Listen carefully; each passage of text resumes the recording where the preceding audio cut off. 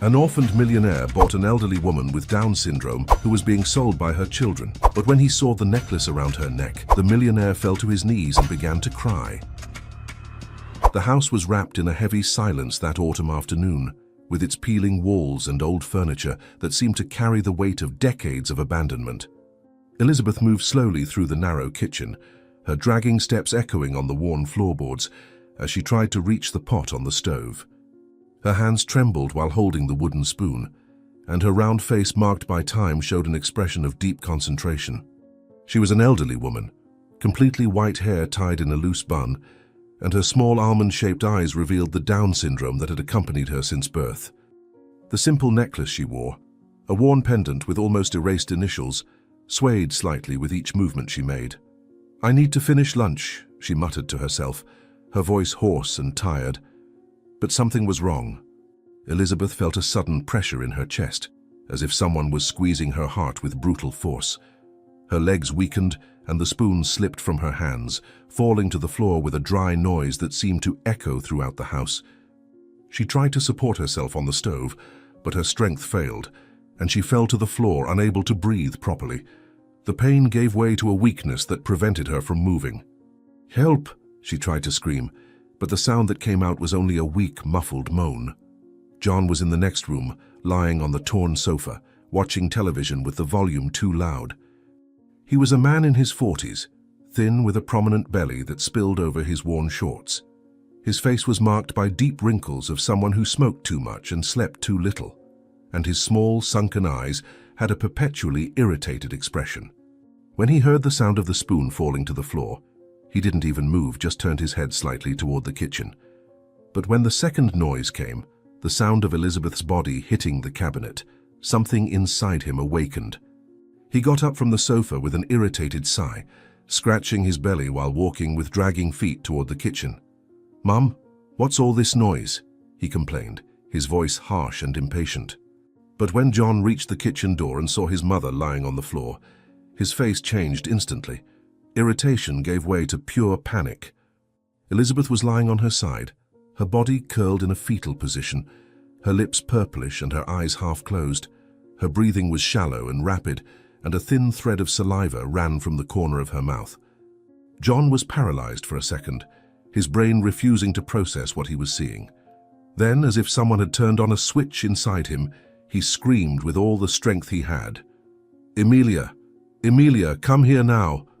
he yelled, his voice cracking with desperation as he knelt beside his mother. His hands shook violently when he tried to touch her face. "Mom! Mom, listen to me!" he begged, feeling panic rising in his throat like bitter bile. Emilia was in the back room arranging her clothes in an old suitcase. She was younger than John, in her early 30s, with disheveled brown hair tied in a poorly made ponytail. Her face was angular and tired, with deep dark circles that betrayed sleepless nights. When she heard her brother's desperate cry, she dropped the blouse she was holding and ran down the narrow corridor, her flip-flops noisily hitting the wooden floor. Her heart raced when she realized the tone of terror in John's voice. She entered the kitchen breathless, and upon seeing her mother lying on the floor, brought her hand to her mouth, stifling a scream. "My God, what happened?" she asked, her voice thin and trembling as she knelt on the other side of Elizabeth. Her hands were shaking so much she could barely touch her mother's pulse. "Is she breathing? John, is she breathing?" questioned Emilia, panic growing with each second. John didn't respond immediately. He had his ear pressed to his mother's chest, trying to hear the heartbeat beneath the thin fabric of the worn blouse she wore. He could hear something, a weak and irregular sound, but it was there. He abruptly lifted his head, his wide eyes meeting Emilia's. "She's alive but barely breathing," he said, his voice hoarse and trembling. "Call for rescue, now," he ordered, and Emilia was paralyzed for a second as if she couldn't process the words. John shouted again, louder this time, shaking his sister's shoulder forcefully. "Emilia, call now," he repeated, and this time she reacted. Emilia got up staggering, almost tripping over her own feet as she rushed toward the old phone hanging on the living room wall. Her hands were shaking so much that she dialed the wrong number on her first attempt and had to hang up and try again. She pressed the numbers hard, biting her lower lip until she tasted blood. When the call finally connected, she could barely speak. "Hello? Hello? I need an ambulance!" She shouted into the phone, her voice shrill and desperate. The operator on the other end started asking questions, but Emilia could hardly hear because of the blood pulsing in her ears. "My mother fainted. She's not responding. Please send someone quickly," Emilia begged, tears beginning to stream down her face. "The address, I... She hesitated, panic blocking her memory for an agonizing moment. John shouted the address from the living room, his voice loud enough for Emilia to hear and repeat on the phone. The operator confirmed that an ambulance was on its way and asked Emilia to stay on the line, but she had already hung up and was running back to the kitchen. When she returned, Elizabeth was even paler, her lips now a deep purple that made Emilia feel as if her own heart was being crushed. John was trying to turn his mother onto her side, but was afraid of hurting her. "How long will they take?" he asked without taking his eyes off Elizabeth. Emilia swallowed hard, wiping the tears from her face with the back of her hand. "They said they're coming, but I don't know how long," she replied, her voice breaking at the end of the sentence. The minutes that followed seemed to last an eternity. John and Emilia knelt beside Elizabeth, watching every shallow breath she took, silently praying for the ambulance to arrive soon. John held his mother's cold hand between his, squeezing it tightly, as if he could transfer his own life force to her. Emilia sat with her back against the cabinet, hugging her knees to her chest and rocking back and forth. The kitchen was completely silent, except for Elizabeth's labored breathing and the irritating tick-tock of the old clock on the wall. The smell of burnt food began to fill the air, and Emilia realized that the pot was still on the stove. She quickly got up and turned off the burner, but didn't even look at the ruined food. "Hang on, Mum, just hang on a little longer," John whispered, his hoarse voice breaking at the end. Finally, the distant sound of a siren cut through the afternoon silence. John abruptly raised his head, his eyes widening with mixed hope and despair. "They're coming! Emilia, go outside and show them where we are," he ordered, and Emilia ran out of the kitchen, crossing the living room and opening the front door with such force that it slammed against the wall. The ambulance turned the corner of the narrow street, its red and blue lights flashing frantically. Emilia waved with both arms above her head, shouting and jumping. "Here! It's here!" she yelled, her voice hoarse from screaming. The ambulance parked abruptly in front of the house, and two paramedics jumped out, grabbing their equipment bags with quick, precise movements. The first paramedic was a tall, strong man with a dark blue uniform and a serious, focused expression. He had short graying hair and dark eyes that assessed the situation with professional quickness. The second was younger, with glasses and a thinner appearance, but his movements were equally agile. Emilia quickly guided them into the house, talking non-stop. "She fainted in the kitchen. She's not responding. Her lips are purple. Please do something," she begged, almost tripping over her own feet as she ran ahead of them. The paramedics entered the kitchen and immediately took control of the situation. The older one knelt beside Elizabeth, checking her pulse and breathing with experienced movements. "How long has she been collapsed?" he asked, briefly looking at John. John tried to think, but his brain was so foggy with panic that he couldn't remember. "About 10 minutes, maybe 15. I don't know," he answered, his voice trembling. The paramedic nodded briefly, already opening his bag and taking out equipment. "Does she have any health problems? Does she take any medication?" the younger paramedic questioned, while preparing an oximeter to measure oxygen saturation. Emilia and John looked at each other, both trying to remember. "She has heart problems but doesn't take anything regularly," said Emilia, feeling a wave of guilt as she admitted this. "We couldn't afford to take her to the doctor," John added, his voice defensive and laden with shame. The older paramedic placed an oxygen mask on Elizabeth's face, carefully adjusting the straps. The oxygen began to flow, but Elizabeth didn't react, her eyes remaining closed and her body completely motionless. The younger paramedic was checking her blood pressure, and his face wrinkled in concern when he saw the numbers. "Her pressure is very low and her oxygen saturation is critical," he said to his colleague, who nodded gravely. He picked up the radio attached to his shoulder and spoke quickly. "Dispatch, this is Unit 14. Female patient, advanced age, unconscious, critical pressure and low saturation. "We need advanced support at the community hospital," he reported in a firm, professional voice. John stepped forward, his hands still trembling. "Is she going to be okay? Can you save her?" he asked, and there was a raw, naked pleading in his voice that made the older paramedic pause for a second before answering. The man looked directly into John's eyes, and there was compassion in his gaze, but also a seriousness that made John's heart sink. "We'll do everything we can, but we need to get her to the hospital immediately." "Her condition is critical," said the paramedic, and each word felt like a stab in John's chest. Emilia sobbed loudly, covering her face with her hands. "Please, save my mother," she begged, her voice muffled by her own hands. The two paramedics worked quickly, placing Elizabeth on a folding stretcher they had brought from the ambulance.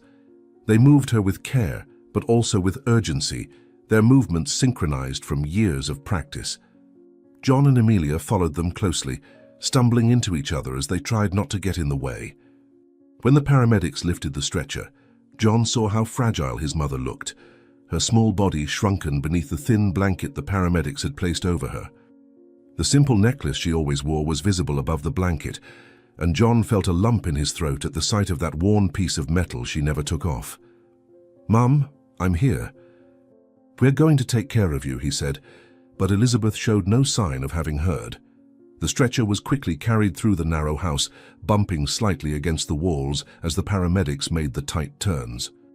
Emilia ran ahead to open the door, holding it while the paramedics passed through with the stretcher. Some neighbors had come out of their houses and were watching from the sidewalk, their faces showing curiosity and concern. Emilia didn't even look at them, focused only on her mother. The paramedics lifted the stretcher and placed it inside the ambulance with efficient movements. The younger paramedic climbed in with Elizabeth, immediately beginning to connect more equipment to her. "One of you can come with us, but only one," said the older paramedic, looking at John and Emilia.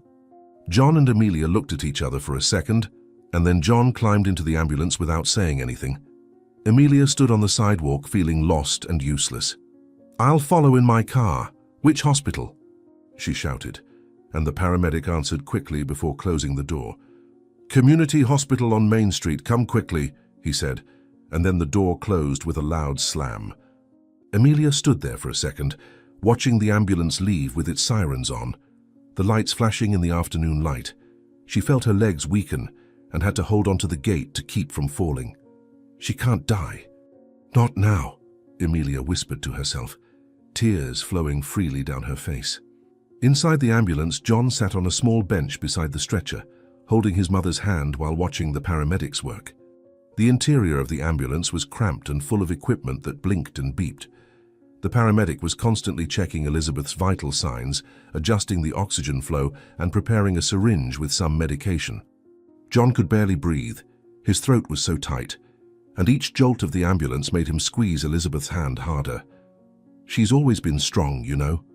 Always took care of us by herself after my father died," John said suddenly, his voice breaking. The paramedic glanced briefly at him, and there was compassion in his eyes. "She seems like a strong woman indeed." "We'll do everything we can for her," the paramedic replied gently. But then something changed. The alarm sounded, and the paramedic started resuscitation procedures while John watched, unable to contain his despair. "No, no, no!"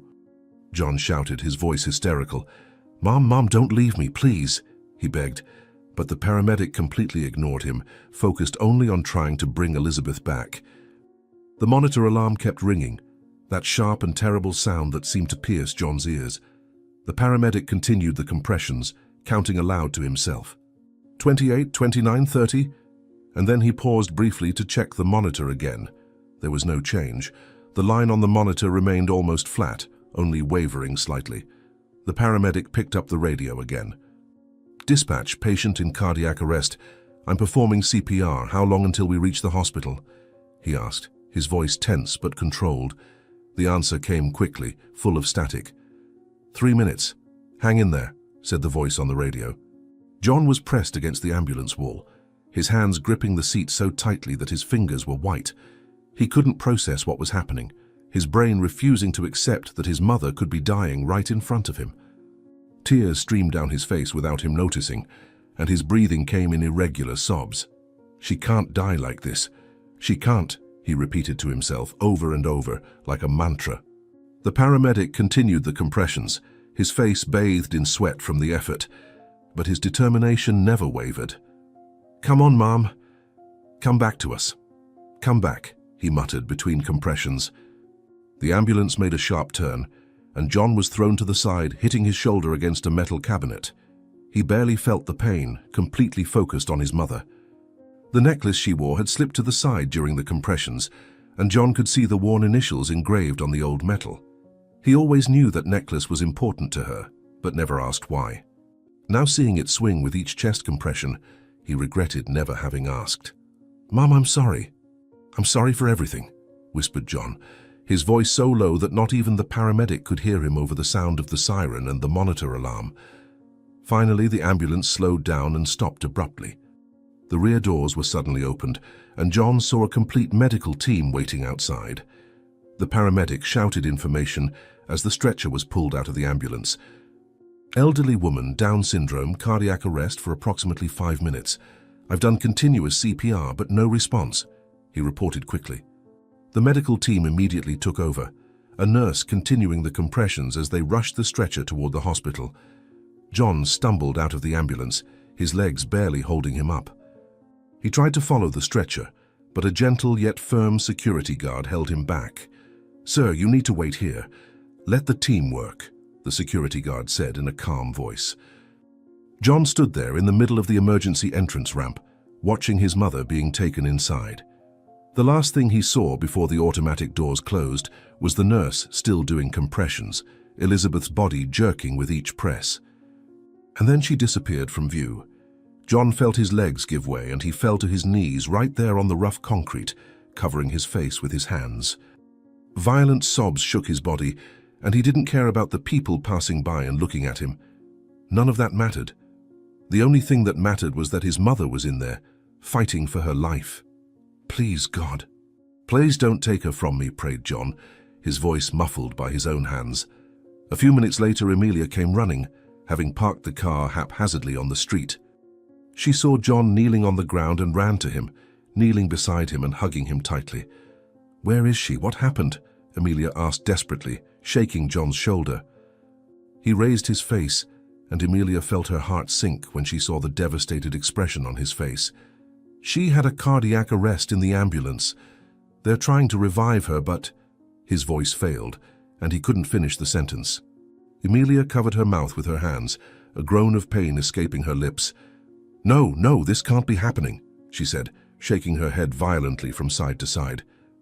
The two stayed there, embracing in the middle of the hospital ramp, while the world continued around them. Ambulances came and went, people entered and exited, but John and Amelia were trapped in their own world of terror and pain. Finally, a nurse came out and walked over to them. She was a middle-aged woman with hair tied in a tight bun and a kind but tired face. She knelt beside them, gently touching Amelia's shoulder. "Are you the family of the lady who was just admitted?" she asked in a soft voice. John and Amelia nodded frantically, looking at her with desperate hope. "Yes. How is she? Is she alive?" asked John, grabbing the sleeve of the nurse's uniform. The nurse took a deep breath before answering, her gentle eyes fixed on John and Amelia's desperate faces. She could see the pure terror etched in every line of their faces, and her voice came out as softly as possible when she finally spoke. "She is alive, but her condition is very serious. The team is working on her right now in the emergency room," the nurse explained, gently squeezing Amelia's shoulder. John released the woman's uniform sleeve, but his hands continued trembling uncontrollably at his side. Amelia closed her eyes for a brief second, as if saying a silent prayer. The nurse gestured for them to follow her. "Come with me. You need to wait in the waiting area while the doctors work. Someone will come with news as soon as possible," she said, beginning to walk toward the hospital's automatic doors. John and Amelia followed her in silence, their steps heavy and uncertain. "She's going to be fine, she has to be," murmured Amelia, more to herself than to anyone else.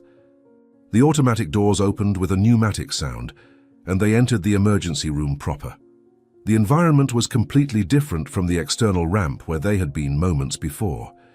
In here, everything was constant movement and urgency. The main corridor was wide, with worn beige linoleum flooring and walls painted in an institutional pale green that seemed to suck any joy from the air. Fluorescent lights on the ceiling occasionally flickered, creating an irritating buzz that mixed with all the other sounds. There were stretchers lined up against the walls, some with patients, others empty and waiting. Nurses walked quickly from one side to another, carrying clipboards, IV bags, and trays with equipment. The smell was strong, a suffocating mixture of disinfectant, alcohol, and something sweet that John couldn't identify, but made his stomach turn. "This way," the nurse indicated, pointing to a side corridor. Emilia stumbled slightly and John held her by the arm. "Easy, we need to stay calm," he said, although his own voice was shaking. They turned into the side corridor, and the nurse stopped in front of a closed door with a sign that read, "Emergency Room, Restricted Access." Through the small reinforced glass window in the door, John could see frantic movement inside. Shadows moved quickly, and he could hear muffled voices but couldn't make out words. The nurse turned to them, her expression gentle but firm. "You'll have to wait out here. No one can enter while the team is working. There's a waiting room just over there." She pointed to a door a few meters ahead. "But I'll let you stay here close by in case there's quick news, all right?" said the nurse, and there was genuine compassion in her voice. John nodded, unable to form words. Emilia had her eyes fixed on the door window, trying to see through the glass. "Thank you," she managed to say, her voice barely a whisper. The nurse touched her arm briefly before walking away, disappearing down the corridor they had come from. "She's in there. Our mother is in there," said Emilia, her voice laden with a mixture of fear and something John couldn't identify. John approached the door, pressing his face against the cold glass to try to see better. The emergency room was large, with several stretchers separated by blue curtains that were now all pulled to the sides. He could see his mother on the central stretcher, surrounded by at least 6 people dressed in white and green. One of them was leaning over Elizabeth, doing something John couldn't clearly see. Another was beside a large machine, adjusting buttons and watching a screen. There were tubes, wires, bags hanging from metal supports. Everything seemed chaotic, but John perceived that there was an order to that chaos. Each person knew exactly what to do. Suddenly, a loud voice cut through the air, coming from inside the room. "Pressure dropping. She's dropping fast," someone shouted, and even through the closed door John could hear the desperation in the voice. Emilia gasped beside him, grabbing his arm so tightly that her nails dug into his skin through his shirt. "What's happening?" "John, what are they doing to her?" asked Emilia, her voice rising in panic. Before John could respond, another voice shouted from inside the room, this one even louder than the previous one. "I need more access. Someone get me another vein now." It was a male voice, deep and loaded with urgency.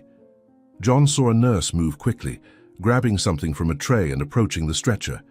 He couldn't see what she was doing, but he could see her quick and precise movements.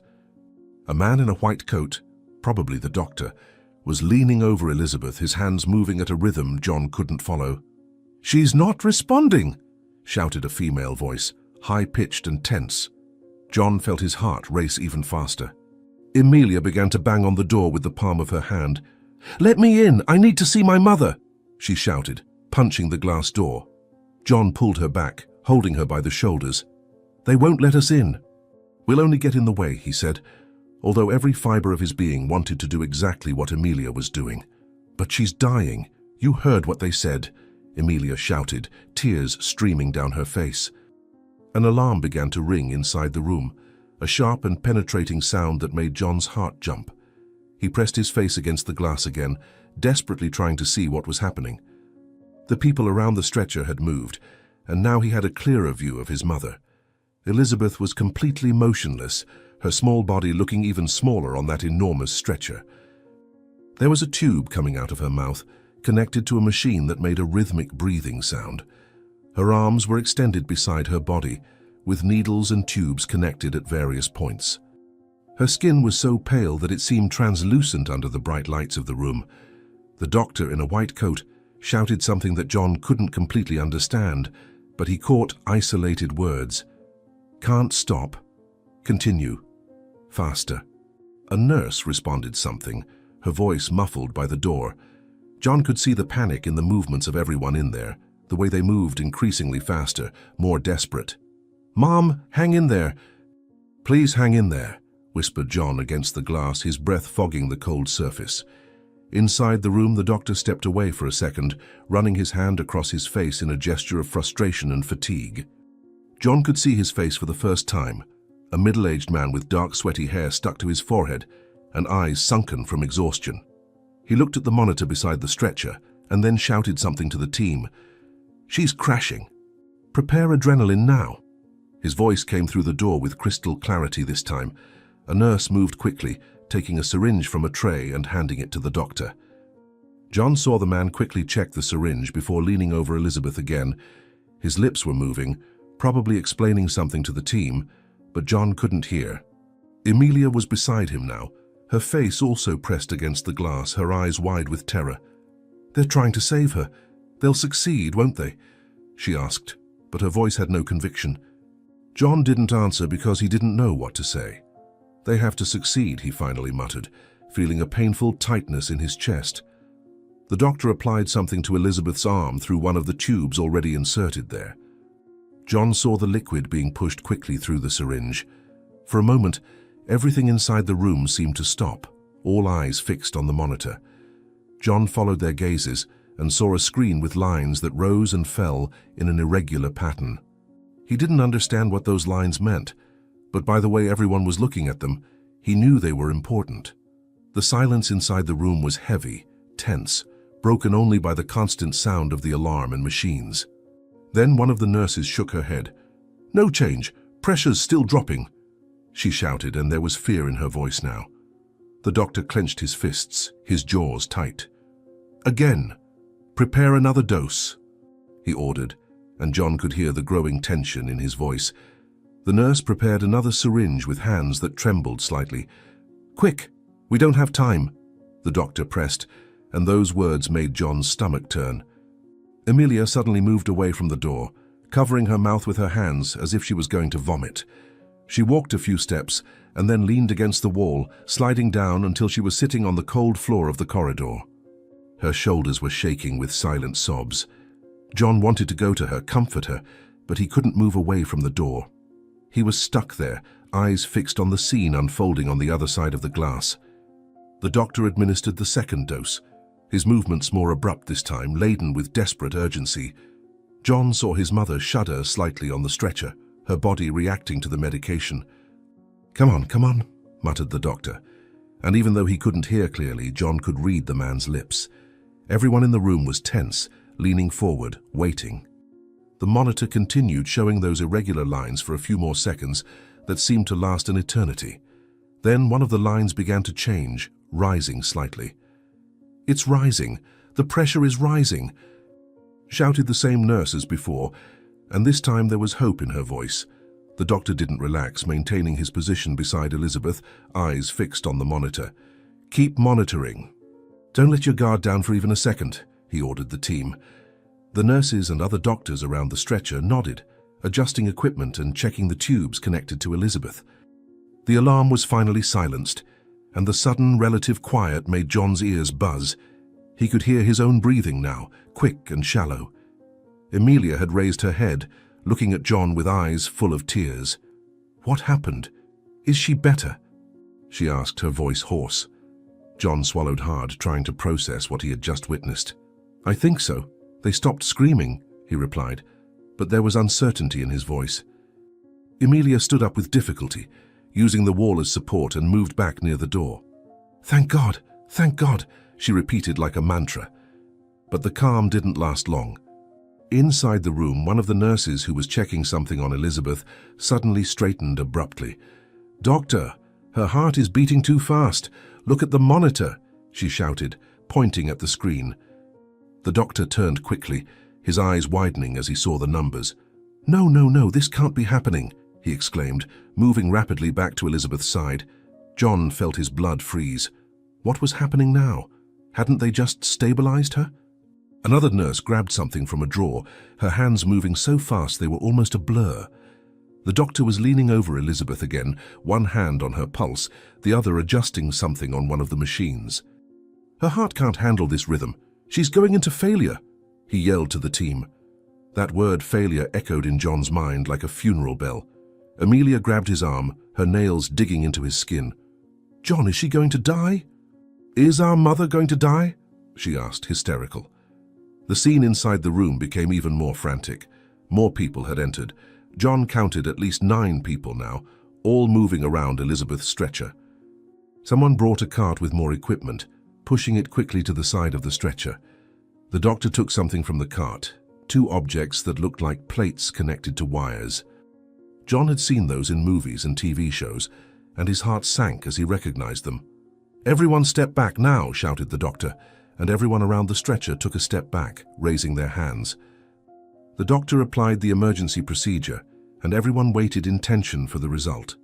John felt his legs weaken, and he had to lean on the door to avoid falling. They were using those shock machines.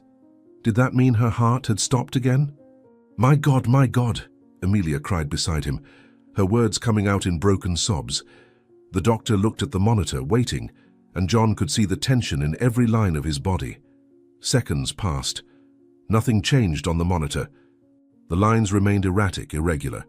Again, increase the charge, ordered the doctor, and someone adjusted something on the device. The doctor positioned the plates again. Everyone step back, he shouted once more. Another shock. The procedure was repeated, and tension took over the room as everyone waited for a response. He closed his eyes tightly, his hands clenched into fists at his sides. John noticed she was praying, disconnected and desperate words asking for a miracle. He opened his eyes again, forcing himself to look. He needed to know, needed to see. Inside the room, the doctor was still looking at the monitor, and his expression was becoming increasingly desperate. It's not working. She's not responding, shouted one of the nurses, her voice laden with growing panic. The doctor clenched his fists at his sides, his shoulders tense like ropes about to snap. Another nurse approached quickly, checking something on Elizabeth's neck, probably her pulse. She shook her head negatively. The team was fighting against time, trying to get her heart beating again. My God, please no, don't take her from me, whispered John, his voice breaking in absolute despair. The doctor ran both hands over his face, leaving trails of sweat. He looked around at his team, and John could see he was making a difficult decision, weighing options that no one should have to weigh. Prepare more adrenaline. Maximum dose this time, he ordered, his voice coming out lower now but carrying fierce determination. One of the nurses, a younger woman with hair tied in a tight bun, visibly hesitated. She looked at the doctor with a concerned expression. Doctor, she's already received 2 doses. A third could be too dangerous for her heart. It could cause irreversible damage, said the nurse, her voice hesitant but trying to be firm. The doctor turned to her so quickly that the woman took a step back. I know the risks very well, but if we do nothing now, she dies for certain. Prepare the medication immediately. He practically shouted, and there was desperation in his voice now. The nurse nodded quickly, swallowing hard, and moved to prepare the syringe. Please, let it work. Please, murmured Amelia beside John, her hands intertwined as if in prayer. John watched as the nurse prepared the syringe, her hands working quickly but with precision. She took a small glass vial from a drawer, inserted the needle through the rubber cap and pulled the plunger, filling the syringe with a transparent liquid. When she finished, she checked the dosage twice before approaching the doctor. Maximum dose of adrenaline ready, doctor, she said, handing over the syringe. The doctor took it, holding it carefully, and John could see his hands trembling slightly. He leaned over Elizabeth once more, looking for the venous access in her arm. There were several tubes connected there, and he chose a specific one. This is our last chance. If this doesn't work, he began to tell the team, but left the sentence incomplete. No one in the room needed him to finish. They all perfectly understood what he didn't say out loud. Come on, Mum, you're strong, you've always been. Fight for us, whispered John against the glass, knowing she couldn't hear him, but needing to say it anyway. The doctor inserted the syringe needle into the venous access, with careful but urgent movements. He pushed the plunger slowly but steadily, and John could see the clear liquid disappearing from the syringe and entering his mother's body through the tubes. When the syringe was empty, the doctor withdrew it and tossed it into a tray of disposable materials with the sound of glass hitting metal. He then stood there, one hand still on Elizabeth's arm, the other resting on the side rail of the stretcher. His eyes were fixed on the monitor above the bed, and everyone else in the room was looking in the same direction. It was as if time had completely stopped. John could hear his own heart beating in his ears, a fast and irregular sound that seemed to echo in his head. Emilia was completely still beside him, not even breathing, her eyes wide and fixed on the scene on the other side of the glass. "Please, God, please, I beg you, bring her back to us," Emilia prayed aloud this time. 5 seconds passed in a silence so deep that John could hear the blood pulsing in his own temples. 10 seconds, 15, 20. The monitor inside the room continued showing those lines that rose and fell irregularly, and all the professionals remained motionless, watching, waiting for some sign that the medication was working. John could barely breathe, his chest so tight that each inhalation was painful. Emilia had her eyes fixed on her mother's motionless body, and her hands were intertwined with such force that her fingers were white. 30 seconds, 40, and then finally, one of the nurses leaned over the monitor, her eyes widening. "Doctor, it's changing, the numbers are changing," she exclaimed, her voice carrying relief and surprise mixed together. The doctor quickly approached the monitor, analyzing the numbers with experienced eyes. John saw a small smile touch the man's lips. "Her heart is responding. The pressure is slowly rising," said the doctor, and there was gratitude in his voice. John felt his legs almost give way with relief. He leaned more heavily against the glass door, his hands still pressed against the cold surface. Emilia let out a loud sob, covering her mouth with her hands. "She did it." "Mom did it," whispered Emilia, tears of relief streaming down her face. Inside the room, the tension had visibly decreased. The nurses were still moving around the stretcher, but their movements were less frantic now, more controlled. The doctor was still beside Elizabeth, but his posture had relaxed slightly. He put a hand on one of the nurse's shoulders and said something too low for John to hear through the glass. The woman nodded and quickly left the room through a side door. Another nurse was adjusting the tubes connected to Elizabeth, checking each connection with meticulous care. "She's stable now, but we need to take her immediately to surgery." "We can't waste any more time," said the doctor to his team, and although his voice was calmer, there was still urgency in it. John felt his stomach turn at the word surgery. "Surgery?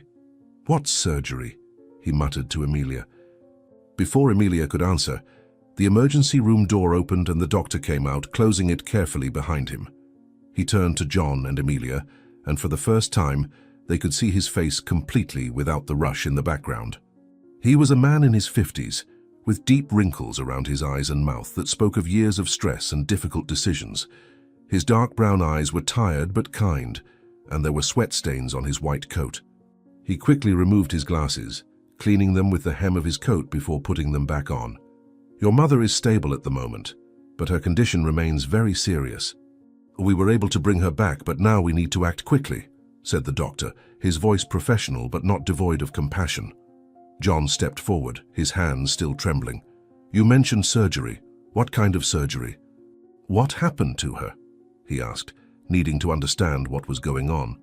Emilia was by his side, waiting for the answer with an anxious expression. "Is she going to be okay now?" "Please tell me she'll be okay," begged Emilia, her voice coming out in a desperate whisper. The doctor ran his hand through his hair, messing up the dark strands even more. He seemed to be choosing his words very carefully, weighing how much he should reveal. "Your mother suffered a very severe heart attack. Her heart stopped multiple times, as you saw.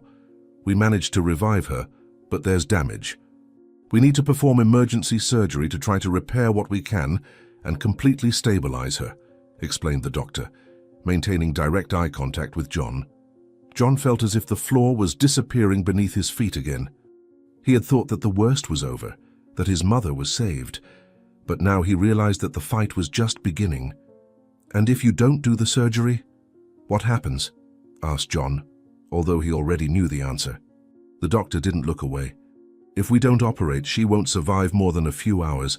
Her heart can't take much more without intervention," he responded with brutal honesty. Emilia moaned softly, leaning against the wall to keep from falling. "Then there's no choice. "You have to operate," she said, her voice firm despite the tears. The doctor nodded, but there was something in his expression that made John realize there was more to be said. "I need to be completely honest with you. The surgery is extremely risky, especially considering the weakened state your mother is in. There is a real chance that she won't survive the procedure. But without it, she will definitely not survive," explained the doctor. And each word was like a heavy stone falling into John's stomach. He exchanged a desperate look with Amelia, seeing his own fear reflected in her eyes. "How long will the surgery take?" asked John, his mind already jumping ahead, trying to process everything. The doctor looked at the watch on his wrist. "At least 3 to 4 hours, possibly more depending on what we find when we open her up. We'll do everything in our power to save her," he said, and there was a promise in his voice. John nodded, swallowing the knot in his throat. "Do whatever is necessary. Please, save our mother," he pleaded, and Amelia nodded in agreement beside him. "Anything, do anything," repeated Amelia, her voice breaking. The doctor placed a hand on John's shoulder briefly, a quick but genuine gesture of comfort. "We'll prepare her for surgery now. A nurse will take you to the surgical waiting room. Someone will come with news as soon as we have any updates," he said, and then turned to go back into the emergency room. John and Amelia stood there, watching him disappear behind the door. Seconds later, the door opened again and 2 stretchers were pushed out, one empty serving as support for equipment, and the other carrying Elizabeth. John felt his heart tighten at the sight of his mother. She looked so small, so fragile on that large stretcher, surrounded by bags of saline hanging on metal stands and covered by a thin white sheet. Her face was as pale as wax, and there was a tube coming out of her mouth connected to a machine that was breathing for her. More tubes came out of her arms, and there were wires connected to portable monitors that one of the nurses was carrying. "Mum," whispered Amelia, taking a step toward the stretcher. A nurse gently held her by the arm. "I'm sorry, but you can't accompany her to the operating room. Come with me. I'll take you where you can wait," said the nurse with a soft voice. John and Amelia watched helplessly as the stretcher was quickly pushed down the hallway, the medical team moving with coordinated urgency. In a few seconds, they turned a corner and disappeared from view. The corridor suddenly became empty, and the silence that followed was deafening. The nurse who had stayed with them was a middle-aged woman, with brown hair tied in a bun and tired but kind eyes. "Please follow me. The surgical waiting room is this way," she said, starting to walk. John and Amelia followed her in silence, their footsteps echoing on the shiny linoleum floor. They walked through several corridors, all similar to each other with their pale green walls and fluorescent lights humming on the ceiling. They passed other rooms, other closed doors, other worlds of pain and hope happening simultaneously to theirs. Finally, the nurse stopped in front of a door with a sign that said, "Surgical Waiting Room." "This is it. There's coffee and water over there in the corner. When there's news, someone will come get you," the nurse explained, opening the door for them. John looked into the room and felt a weight descend on his shoulders. "Thank you," he managed to say, his voice hoarse. The nurse nodded and walked away, leaving them alone. John and Amelia entered the waiting room, and the door closed behind them with a soft click. The room was small and depressing, with walls painted a faded beige and worn grey linoleum floor. There were rows of hard plastic chairs in dark blue, most of them empty. Only an elderly couple was sitting in the opposite corner, whispering to each other, and a lone woman was hunched in another chair, her eyes red from crying. There was a low table in the center, with old yellowed magazines scattered about, and in the corner, as the nurse had mentioned, a small table with a thermos of coffee and disposable cups. A large round clock hung on the wall, its hands marking 10:30 at night. The fluorescent light on the ceiling flickered occasionally, creating an irritating buzz. John looked around, feeling a wave of despair. This was where they would spend the next few hours, in this cold, soulless place, waiting to know if their mother would live or die. "I can't stand this," Amelia suddenly said, her voice too loud for the quiet space. The woman, hunched in the chair, briefly raised her head, looked at them, and then lowered her gaze again. "We don't have a choice," John replied, walking to the chairs and letting himself drop into one of them. Amelia stood still for another moment, before finally sitting next to John. They remained silent, each lost in their own thoughts. The clock on the wall continued its monotonous tick-tock, each second seeming to last an eternity. John looked at his own hands, seeing them shake slightly. He clenched them into fists, trying to stop the tremor, but it didn't work. His mind was racing, filled with images from the last hour. His mother collapsed on the kitchen floor. The monitor making that terrible sound. The doctor performing chest compressions. Everything blended into a vivid and inescapable nightmare. "How long do you think the surgery will take?" Emilia suddenly asked, breaking the silence. John looked at her, seeing the fear etched in every line of her face. "He said 3 to 4 hours, maybe more," John replied, looking at the clock. "It's 10:30 now, so it might be 2, 3 in the morning when it's done," he calculated aloud. Emilia nodded slowly, absorbing the information. "That's a long time. A lot can go wrong in so much time," she said, her voice trembling at the end. John had no answer to that, because she was right. 15 minutes passed in heavy silence. Then 30. The elderly couple got up and left, and a few minutes later the woman who had been crying also left, leaving John and Emilia completely alone in the room. The silence was oppressive now, broken only by the tick-tock of the clock and the occasional buzz of the fluorescent light. John stood up, unable to remain seated, and began pacing back and forth across the room. His footsteps echoed on the hard floor, a constant rhythm that did nothing to calm his nerves. Emilia remained seated, but her legs wouldn't stop swinging, and her hands twisted and untwisted the hem of her blouse repeatedly. "John," said Emilia suddenly, her voice hesitant. John stopped pacing and looked at her. "What?" he asked, perhaps more harshly than he intended. Emilia bit her lower lip, seeming to be internally struggling about whether she should speak or not. "How much do you think all this is going to cost?" she finally asked, her voice low and laden with guilt for asking such a question at a time like this. John felt a wave of sudden anger surge through his body. He opened his mouth to respond with something harsh, but then stopped, because the truth was that he had been thinking about it too. The question had been there, in the back of his mind, since the doctor had mentioned surgery. They didn't have money. They could barely pay the basic monthly bills. How were they going to pay for emergency surgery and all the care that would come afterward? "I don't know," John finally replied, sitting back down. "Probably more than we have," he added, running his hands over his face in frustration. Emilia nodded, looking at the floor. "We always said we'd start saving money, that we'd take better care of her. But we never did anything," she said, and there was so much guilt in her voice that it made John's heart ache. John didn't respond because there was nothing to say. She was right. They had failed their mother in every possible way. "Maybe the hospital has some program. Some way to pay in installments or something like that," John suggested, more out of desperation than real hope. Emilia let out a bitter, humorless laugh. "Programs like that always have requirements. Documentation. We can't even afford a lawyer if we need one," she said. The clock now showed 11:15, 45 minutes since Elizabeth had been taken into surgery. There were still at least 2.5 hours to go, probably more. John stood up again, unable to stay still. He walked to the small table in the corner and grabbed a disposable cup, filling it with coffee from the thermos. The liquid was dark and had a strong, bitter smell. He took a sip and grimaced. It was cold and tasted like it had been made hours ago, but he drank it anyway, needing something to do, something to occupy his hands. Emilia also stood up, walking to the small window in the wall.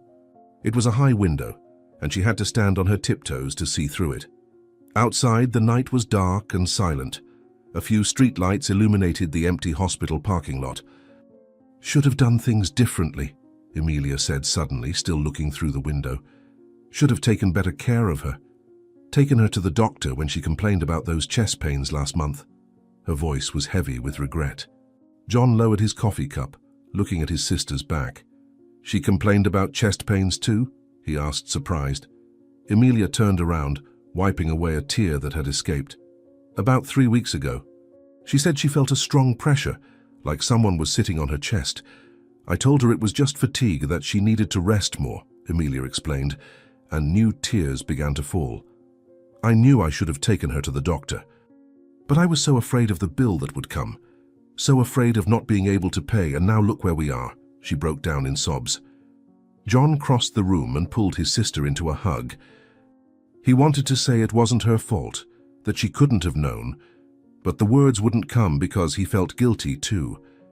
He had also ignored signs, had seen their mother more tired in recent months, moving more slowly, eating less. But he had chosen not to see because seeing would mean having to do something about it, and doing something meant spending money they didn't have. "It's both our fault." "Ours," John finally said, his own voice breaking. "But now all we can do is hope she survives, and if she survives we'll have to do better," he added, more a promise to himself than to Amelia. They separated, and Amelia wiped her face with the backs of her hands. John sat back down, and Amelia did the same, keeping some distance this time. The clock now showed 11:45. Another half hour had dragged by. The waiting room remained empty except for the two of them. Occasionally they heard footsteps in the hallway outside, and both would raise their heads hopefully, only to be disappointed when the footsteps passed by the door without stopping. John began counting the ceiling tiles, anything to keep his mind occupied and away from dark thoughts. He counted 24 tiles before giving up and looking back at the clock. Only 2 minutes had passed. "This is torture," he muttered, resting his elbows on his knees and holding his head in his hands. Amelia didn't answer, but he could hear her irregular breathing, indicating that she too was struggling to maintain her composure. "How long has it been?" asked Amelia after a few more minutes. John looked at the clock without raising his head. "An hour and 20 minutes since she went in," he replied. Amelia groaned softly. "It feels like it's been days," she said. Midnight came and went. Then 1 in the morning. John had stopped pacing because his legs were starting to ache. He was sitting now, his head resting against the wall behind him, eyes closed but wide awake. Every sound made his heart race, hope and fear mixing in equal parts. Amelia had pulled her legs up onto the chair, hugging her knees against her chest and resting her chin on them. She stared fixedly at the door, as if she could make someone appear through sheer force of will. "John," she said suddenly, her voice hoarse from not speaking for so long. He responded without opening his eyes. "What if she doesn't survive?" asked Amelia, and there was so much fear in that question that it made John open his eyes and look at her. He saw that she was crying silently, tears streaming down her face, without her making any effort to wipe them away. "Don't think about that. She will survive. She has to survive," said John, but his voice lacked conviction. Amelia slowly shook her head. "But what if not? We never told her we loved her, not once. When was the last time you told our mother you loved her?" she asked. John felt as if he'd been punched in the stomach. He tried to remember, searching through his memory, but he couldn't find a single instance. He had taken things for granted, assumed there would always be time, that she would always be there. "I don't remember," he finally admitted, his voice barely a whisper. "I don't either," said Amelia, more tears falling. "What kind of children are we? She took care of us alone after Dad died, worked herself to the bone to put food on the table. And we can't even tell her we love her." Her voice was getting louder, more hysterical. John quickly stood up and went to her, kneeling in front of her chair. "Amelia, stop. You'll kill yourself with this guilt.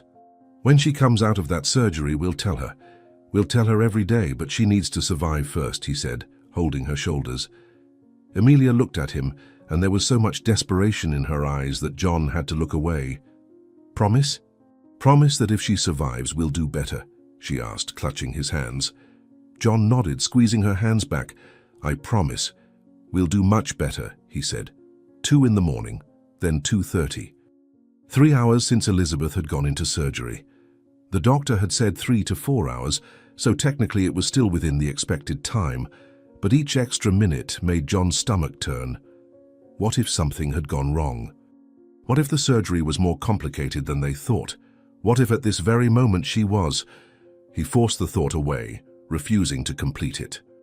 Amelia had finally closed her eyes, her head resting against the wall, but John doubted she was really sleeping.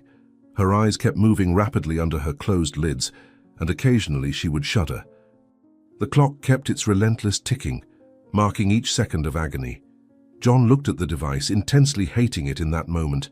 He wanted to rip it off the wall and throw it away, just to not have to see time passing so slowly. "Please let her be okay, just let her be okay," he muttered to himself, a desperate prayer to whatever power might be listening. 3:15 in the morning. John was back to pacing back and forth, unable to sit still for another second. His steps had created a pattern.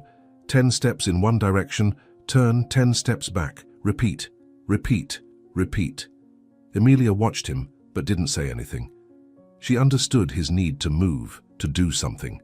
She herself was biting her nails, an old childhood habit that had resurfaced under extreme stress. 3:30. John stopped in front of the door, looking down the corridor through the small glass window. It was empty, always empty. Where was everyone? Why wasn't anyone coming with news? "Something's wrong, it's been too long," said John, turning to Emilia.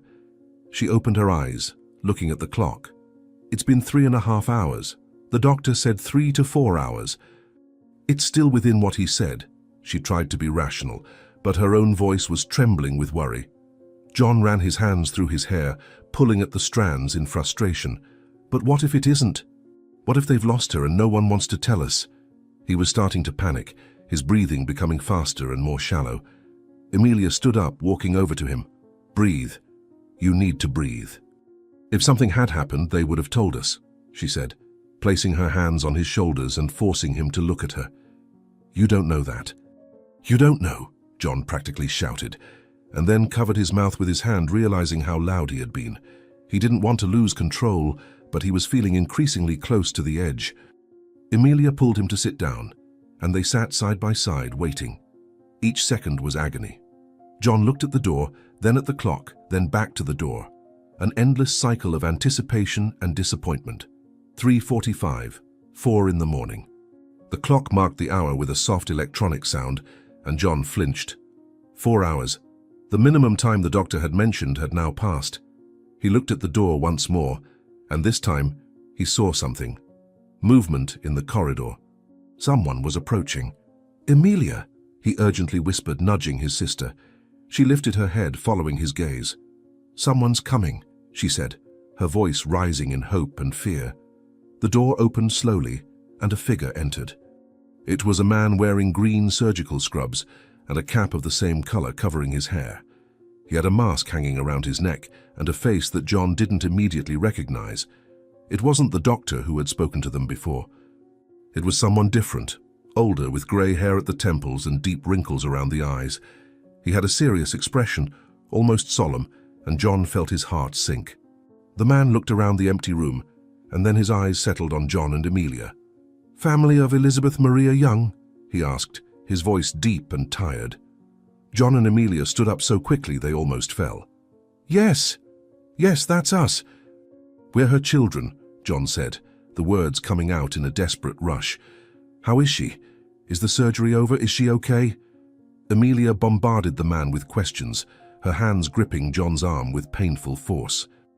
The doctor didn't answer immediately. He walked further into the room, letting the door close behind him. Each step he took seemed weighted. "Can you sit down?" he asked gently. John shook his head vigorously. He couldn't sit, not now. Not when he was about to hear whether his mother was alive or dead. "I prefer to stand. Please just tell us, is she alive?" begged John, his voice breaking on the last word. The doctor looked at him for a long moment, and John tried to read his expression, tried to find some clue in the man's tired face. But he was unreadable, as if years of delivering bad and good news had taught him how to hide his emotions. "The surgery just finished," the doctor began slowly, and John realized he was choosing each word very carefully. "It was an extremely complicated and difficult procedure. Your mother was in a much more serious condition than we initially thought." He paused, and in that 2-second pause, John felt as if his entire life was suspended on a thread. Emilia had stopped breathing beside him, completely still. "Doctor, please, did she survive? Did our mother survive?" pressed John, unable to bear another second without knowing.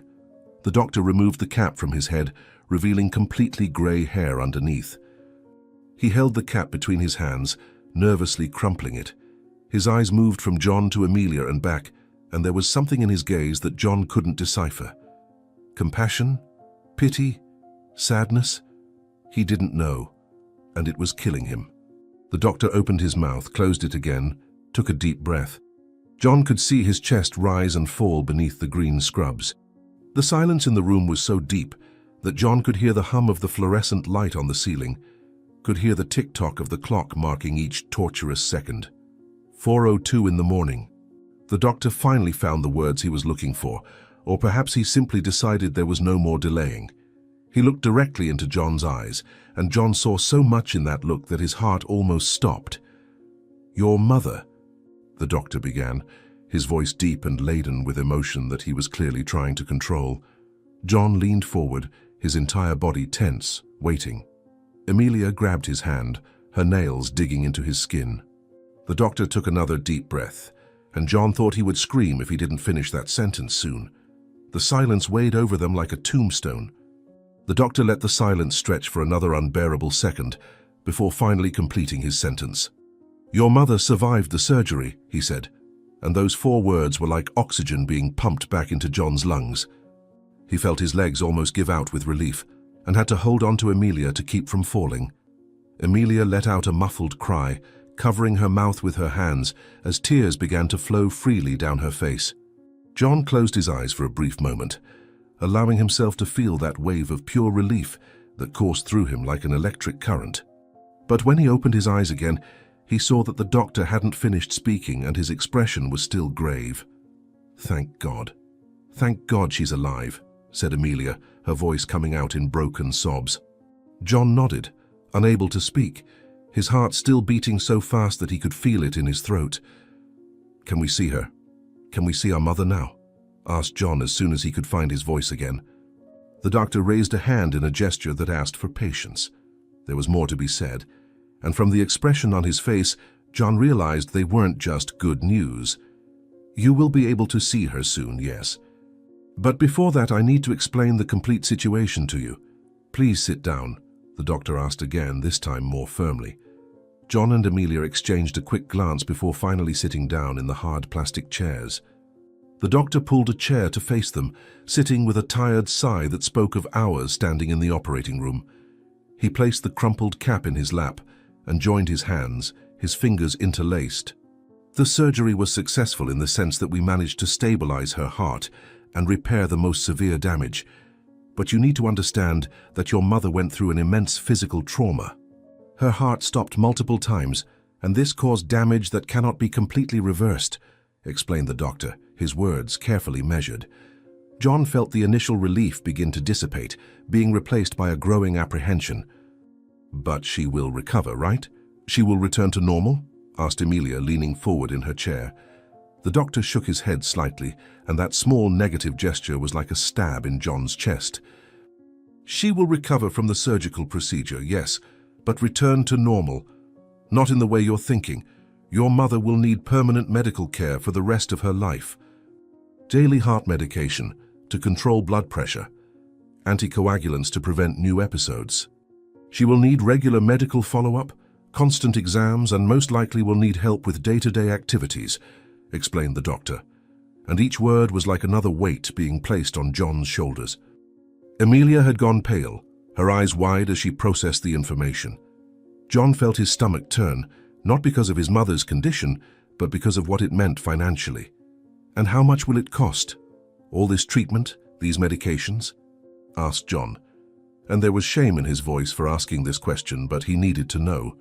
The doctor looked at him with an expression that mixed understanding and something that seemed like pity. "It will be expensive. Very expensive. We're talking about care that will cost thousands per month for the rest of her life," the doctor responded with brutal honesty. John and Emilia looked at each other, and in that look passed 1,000 unspoken conversations. Both were thinking the same thing, both making the same impossible calculations. They could barely pay their own bills, barely had enough food on the table. How would they afford thousands per month in medical treatment? The silence extended between them, heavy and suffocating. The doctor observed them, waiting for some reaction, some response. When none came, he continued. "There are social assistance programs that can help. The hospital social worker can talk to you about the available options. But even with help, there will be costs that you will need to cover," he said, trying to be helpful, but only managing to increase the weight that John felt in his chest. Emilia covered her face with her hands, her shoulders beginning to shake. "We don't have money for this. We can barely survive as is," she said, her voice muffled by her own hands. John placed his hand on her back, an automatic gesture of comfort, but he himself was feeling desperate. "When can she be discharged? When can we take her home?" asked John, although the word home now sounded empty and meaningless. The doctor consulted a paper he had taken from the pocket of his scrubs. "If everything goes well in the post-operative recovery, she can be discharged in about 5 to 7 days. But that's only if there are no complications. And you will need to be prepared to care for her properly at home. She will need a clean environment, adequate rest, balanced nutrition, and correct administration of all medications," listed the doctor, and each item on the list seemed impossible to John. Their house was small, damp, without adequate conditions. They barely had food for themselves, let alone balanced nutrition for a sick person. And as for the medications, how would they pay for them? Emilia lowered her hands, revealing a face stained with tears. "We'll do what we can," she said, but her voice had no conviction. The doctor nodded slowly, though John could see in his eyes that he doubted their ability. "I'll ask the social worker to come speak with you today. For now, your mother is in the recovery room. She's still under the effects of anesthesia, but you can see her for a few minutes if you'd like," offered the doctor, rising from his chair. John and Emilia also stood up, and this time it was John who almost couldn't stand. "Yes, we want to see her, please," said John. The doctor guided them out of the waiting room and back through the labyrinthine corridors of the hospital. John had completely lost his sense of direction. Everything looked the same. Pale green walls and numbered doors that meant nothing to him. They turned left, then right, went up a ramp, past a nursing station where several people were working on computers without looking up. Finally, the doctor stopped in front of a door with a sign that said, "Post-surgical recovery." "She's in here. Remember, she'll still be drowsy from the anesthesia. Don't expect her to recognize you or respond. It's normal," the doctor warned before opening the door. John nodded, mentally preparing himself for what he would see. But when the door opened and he saw his mother, nothing could have truly prepared him. Elizabeth was lying in a hospital bed, her small body looking even smaller under the white sheets. There were tubes coming out of her nose, her arms, wires connected to monitors that blinked and beeped softly. Her face was pale, almost grayish, and there was an oxygen mask partially covering her features. "Mom," whispered Emilia, walking slowly to the bed. John followed her, his steps hesitant. He looked at his mother's face, searching for some sign of consciousness, but she was completely still. Her eyes were closed, and if not for the almost imperceptible movement of her chest rising and falling, he might think she was dead. The necklace she always wore was visible above the hospital gown, the worn pendant resting against her pale skin. John looked at that piece of old metal, and not for the first time wondered why his mother never took it off, what it meant to her. But he had never asked, and now it seemed too late to find out. "She looks so fragile," said Emilia, her voice breaking. She reached out and gently touched Elizabeth's arm, careful not to dislodge any of the tubes. John did the same from the other side of the bed, placing his hand over his mother's cold hand. "We're here, Mom. You made it. You're strong," said John, though the words sounded empty even to his own ears. The doctor watched them from the door, giving them privacy but staying nearby. "You have 5 minutes. Then she needs to rest," he said gently. The 5 minutes passed in silence. John and Emilia stood by the bed, each holding one of Elizabeth's hands, neither knowing what to say. There were no words to express the confusion of emotions they both felt. Relief that she was alive, mixed with fear for the future. Guilt about the past, mixed with resentment for the impossible situation they found themselves in. When the doctor finally gently touched John's shoulder, indicating that time was up, John felt a strange reluctance to leave. Not because he wanted to stay, but because leaving meant having to face reality, having to make impossible decisions. "Go home. Rest. You can visit again tomorrow during visiting hours," suggested the doctor as he guided them back outside the room. Emilia wiped her eyes once more, and John realized that she hadn't stopped crying since they entered. "Thank you, doctor, for saving her," said Emilia, her voice hoarse. The doctor nodded, but there was something sad in his expression. "We just did our job. But remember what we discussed. She's going to need a lot of care from now on," he said, and then walked away, disappearing down one of the many corridors, John and Amelia stood there for a moment, lost and exhausted. It was almost 5 in the morning now, and neither of them had slept in over 24 hours. Their bodies were heavy with fatigue, their minds numb. "Let's go home," said John finally, putting his hand on Amelia's back and guiding her toward the exit. They found their way back to the main lobby of the hospital more by luck than by memory, and then went out into the cold dawn air. The sky was beginning to lighten on the horizon, a dark blue giving way to shades of purple and orange. The parking lot was almost empty, just a few cars scattered here and there. John saw the old rusty car they had left there the night before, seeming a lifetime ago. They walked to it in silence, and John searched for the keys in his pocket with fingers numbed by fatigue. The car was hard to start, the engine coughing and complaining before finally coming to life. John drove home on autopilot, his eyes barely focusing on the empty road. "What are we going to do, John?" asked Amelia suddenly, breaking the silence. John didn't answer immediately because he had no answer. What were they going to do? How would they pay for the care their mother needed? How would they transform their inadequate house into a suitable place for a sick person? How would they afford the expensive medications? Each question led to 10 more questions, and none of them had answers. "I don't know," he finally admitted, his voice tired, "but we'll have to figure it out." "There's no other option," he added. Although he knew that wasn't true, there were always other options, but none of them were options he wanted to consider. Amelia remained silent for the rest of the journey, and when John finally parked in front of the decaying house where they lived, she got out of the car without saying a word and went inside, slamming the door behind her. John sat in the car for a few more minutes, his hands still on the steering wheel, looking at the house through the foggy windshield. "What am I going to do?" he asked himself, but the dawn silence offered no answer. The next 5 days passed in a haze of hospital visits, conversations with social workers who promised help but offered very little concrete assistance, and sleepless nights where John stayed awake calculating and recalculating numbers that never added up. Elizabeth improved slowly day by day. On the 3rd day, she completely woke up from the anesthesia and recognized John and Amelia when they visited. But she was confused, disoriented, asking repeated questions about where she was and what had happened. On the 5th day, the doctor announced she could be discharged the next day. John should have been happy, but all he felt was growing dread. Taking his mother home meant assuming total responsibility for her care, and he knew he wasn't prepared, that he didn't have resources, that he was doomed to fail. The night before discharge, John and Amelia sat at the kitchen table, the same table where their mother had collapsed less than a week ago, and had the conversation they had both been avoiding. "We can't do this," said Amelia, her voice low but firm. John looked at her, seeing determination in her eyes, where before there was only fear and guilt. "What are you saying?" he asked, although he already knew. Amelia leaned forward, her hands intertwined on the table. "You know exactly what I'm saying. We don't have money to take care of her. We don't have the means.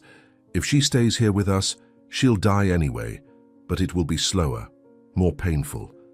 At least if we find someone who can take proper care of her, someone with resources, she has a chance," Amelia argued, and there was a cold logic in her words that made John shrink. He wanted to disagree, wanted to say they would find a way, that they couldn't just get rid of their own mother. But the words didn't come out because deep down, a part of him agreed with Amelia, a part of him that he hated but couldn't deny. "And how are we going to find someone like that? It's not like we can place an ad saying we want to give our mother to someone," said John, and there was bitterness in his voice. Amelia bit her lower lip, thinking, "Maybe we can. Not like that, but sometimes we can try to find someone charitable, someone rich who does charity work. There are people like that, aren't there?" she suggested. John looked at his sister as if seeing her for the first time. "Are you serious? Are you really suggesting we try to sell our mother?" he asked, shocked. Amelia stood up abruptly, the chair scraping loudly against the floor. "Don't put it like that. It's not selling. It's finding someone who can give her what we can't. Do you want her to stay here and suffer? Do you want to watch her waste away because we can't buy the medicine she needs? Because I don't. I can't take this guilt anymore," she shouted, and there were tears in her eyes again.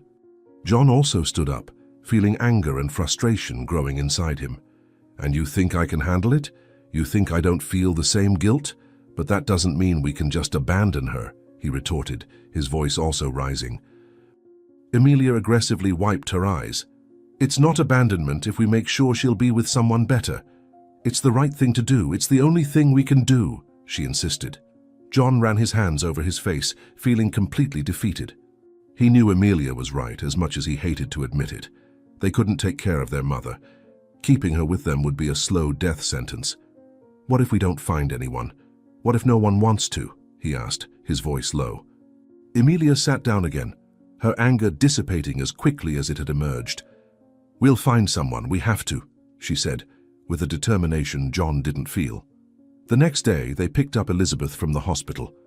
She was sitting in a wheelchair, still fragile but visibly better than she had been.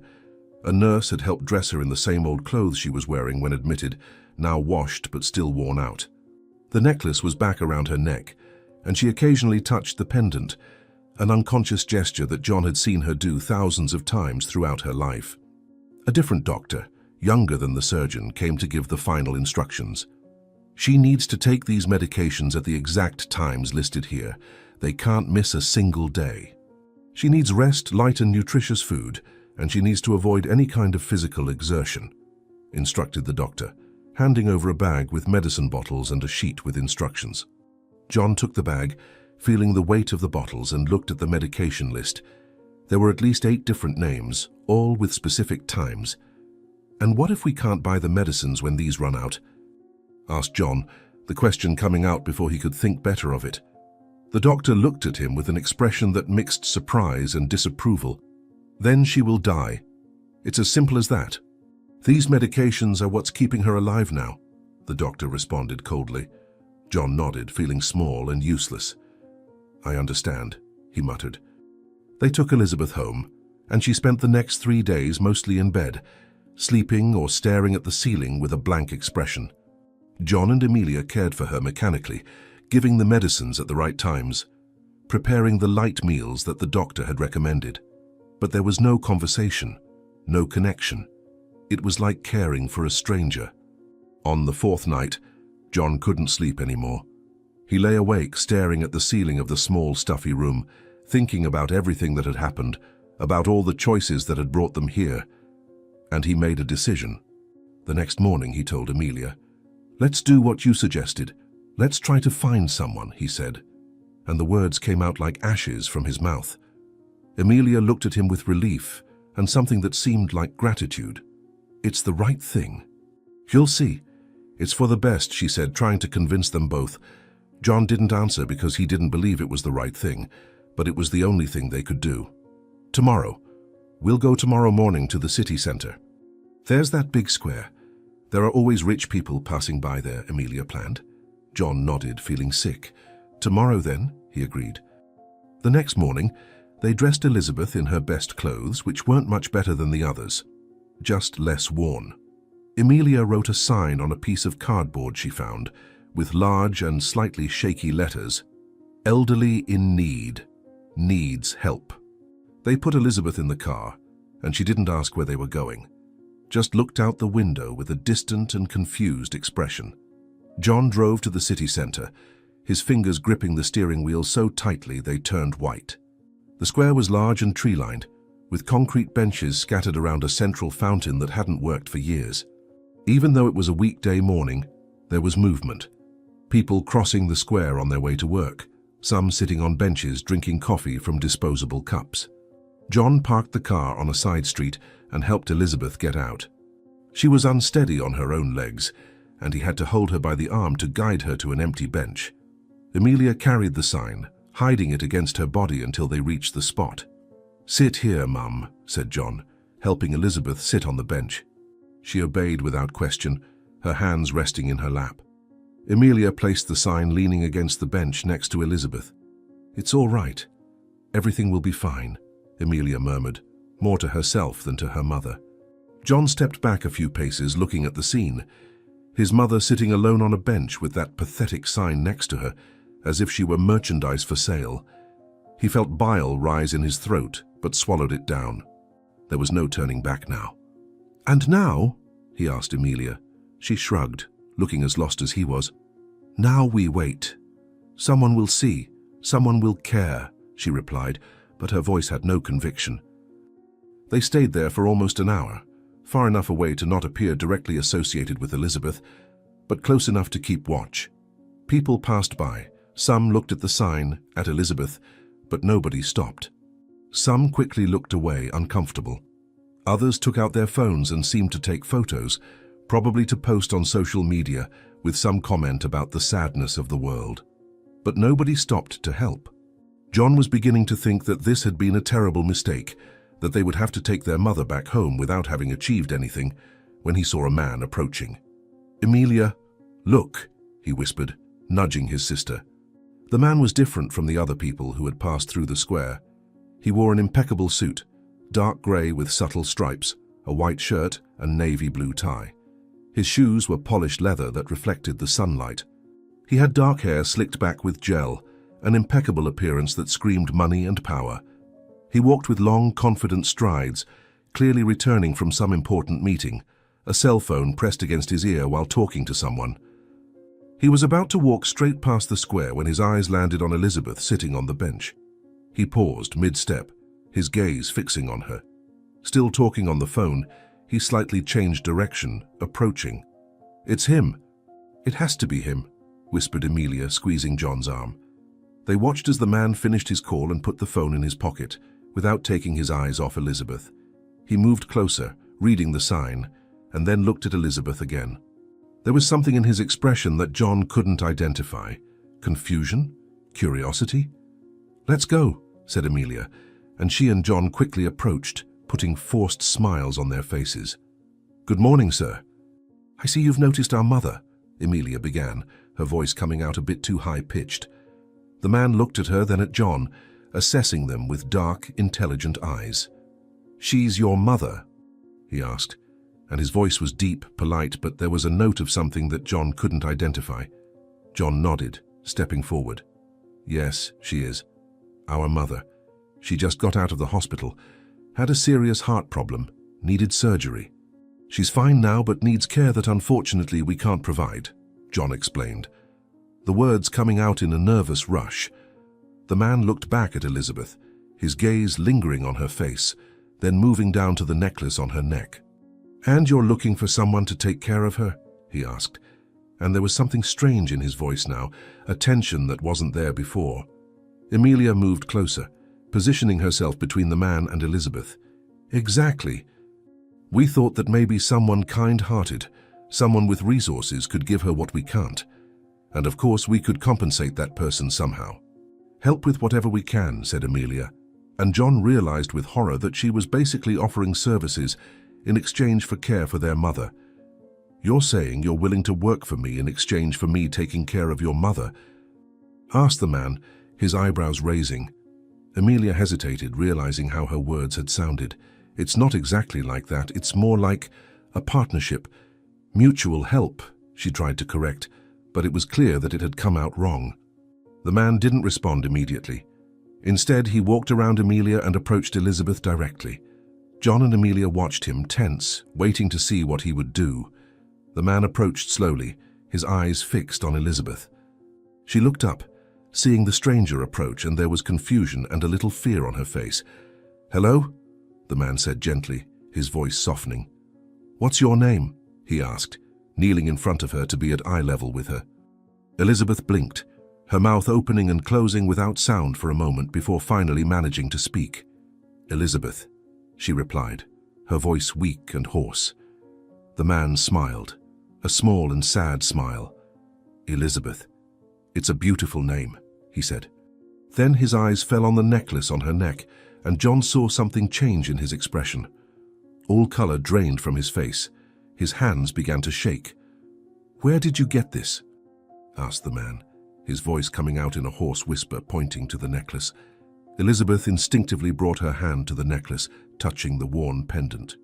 "It's mine." "It's always been mine," she responded, and there was a defensive note in her voice, like a child protecting a favorite toy. The man extended a trembling hand, as if he wanted to touch the necklace, but stopped midway. He was looking at the pendant as if he had seen a ghost. John exchanged a confused look with Amelia. What was happening? Why was the man reacting this way to a piece of old, worthless metal? The man leaned closer, his eyes narrowing as he examined the initials engraved on the pendant.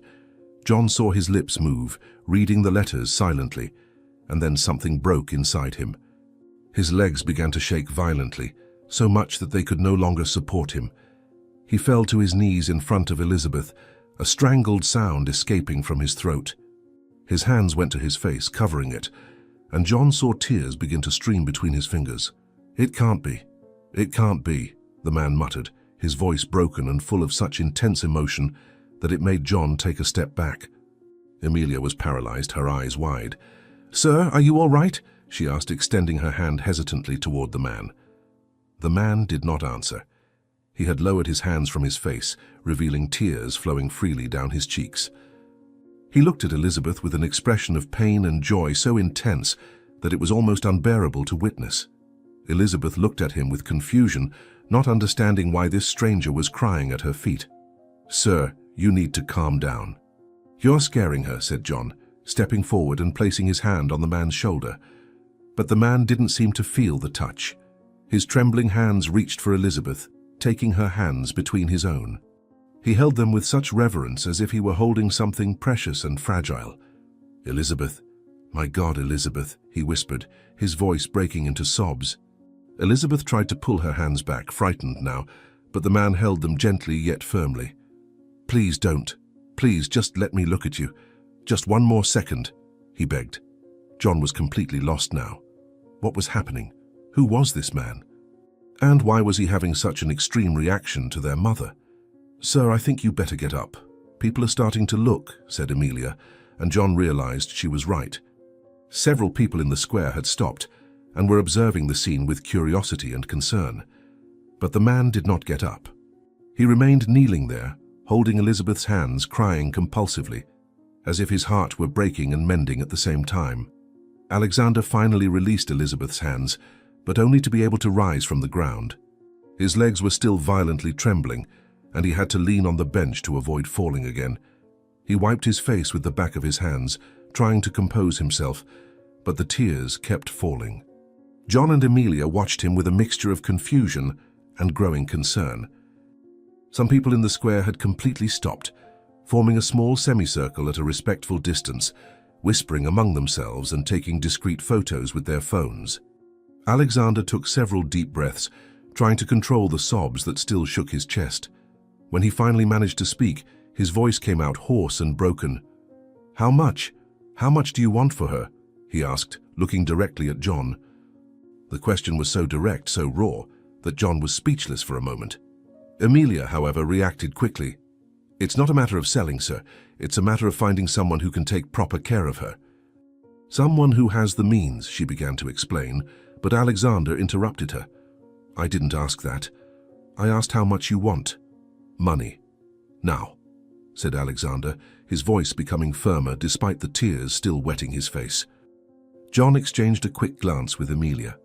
There was something deeply wrong with this situation, something he didn't understand, but the man was offering money and they desperately needed it. We don't know. We haven't thought of a specific amount," admitted John, feeling dirty and ashamed for having this conversation. Alexander took his wallet from the inside pocket of his suit jacket with still trembling hands.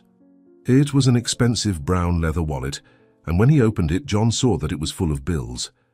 Alexander didn't count the money, just took everything that was there and held it out to John. "This must be about 15,000. It's all I have with me right now." "Take it," said Alexander, pushing the money into John's hands. John looked at the thick wad of bills in his hands, feeling as if he were holding hot coal. 15,000. It was more money than he had seen together in his entire life. "Sir, that's too much. We can't accept all this," said John. But even as he spoke, his fingers closed around the money. Alexander shook his head vigorously. "Take it. And consider this just the beginning. I'll transfer more, much more. Just give me an account number and I'll deposit it tomorrow," he said, his voice urgent and desperate. Amelia stepped forward, her eyes fixed on the money in John's hands. "Why are you doing this? Why is she so important to you?" she asked. and there was suspicion in her voice now. Alexander looked at her, and there were so many emotions passing across his face that John couldn't identify all of them. Pain, joy, fear, hope, all mixed in an expression impossible to describe. That doesn't matter, not now. All you need to know is that I will take care of her better than anyone in this world could. She will have the best doctors, the best care, everything she needs, promised Alexander. And there was an intensity in his voice that made John believe him. John looked at his mother, still sitting on the bench, looking confused at the whole scene unfolding around her. She seemed so small, so fragile, so lost, and he was about to hand her over to a complete stranger. She's scared. I don't know if she'll want to go with you, sir, said John, and there was reluctance in his voice now, a last spark of conscience trying to make itself heard. Alexander turned to Elizabeth, kneeling in front of her once more. Elizabeth, my name is Alexander. I promise I'll take care of you. You don't need to be afraid of me. Never, never be afraid of me, he said, his voice soft and gentle. Elizabeth looked at him, her small almond-shaped eyes studying his face carefully.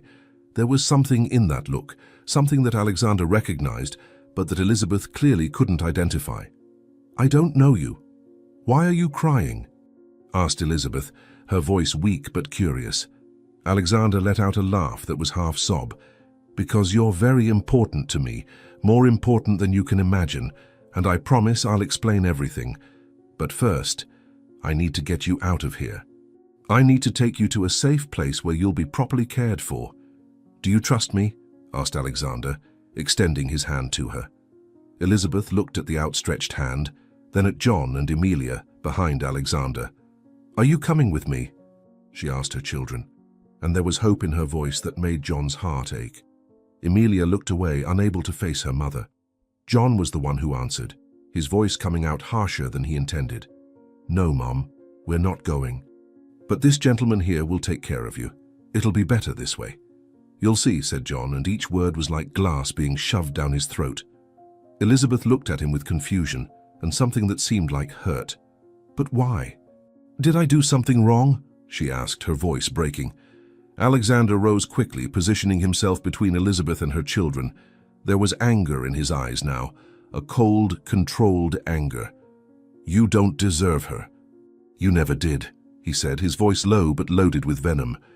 John took a step back, feeling the judgment in Alexander's words like a physical slap. You don't know anything about us.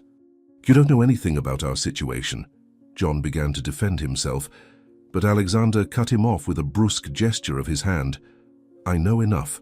I saw you trying to get rid of her like garbage. I saw the pathetic sign. I saw the shame you should be feeling, but clearly don't, said Alexander, and there was so much contempt in his voice that it made Emilia let out a strangled sound. Alexander turned back to Elizabeth, his expression immediately softening. Elizabeth, you did nothing wrong, nothing. The people around you have failed you, but that ends now. Come with me, please. I promise you'll be safe, he said, offering his hand again. Elizabeth hesitated for another long moment, her eyes moving from Alexander to John and Emilia, and back again. Then, slowly, she placed her small, wrinkled hand in Alexander's.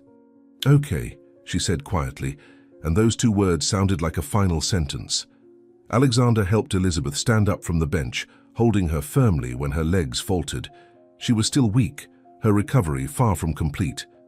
Alexander put his arm around her waist, supporting most of her weight. My car is parked over there, he said, nodding toward the side street where a gleaming black car was parked. It was an expensive vehicle, probably imported, the kind of car John only saw in magazines. Alexander began guiding Elizabeth toward the car, and it was only then that John realized this was really happening. His mother was leaving with a stranger, and he would never see her again. Wait! John suddenly shouted, stepping forward. Alexander stopped, turning partially to look at him. What? Alexander asked, impatient. John opened his mouth but didn't know what to say. What could he say? That he changed his mind, that he wanted his mother back.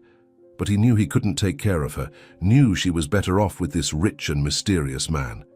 Just take good care of her, please, John finally said, his voice just a whisper. Alexander looked at him for a long moment, and there was something that seemed like pity in his eyes. Always. "That I promise," said Alexander, and then continued walking.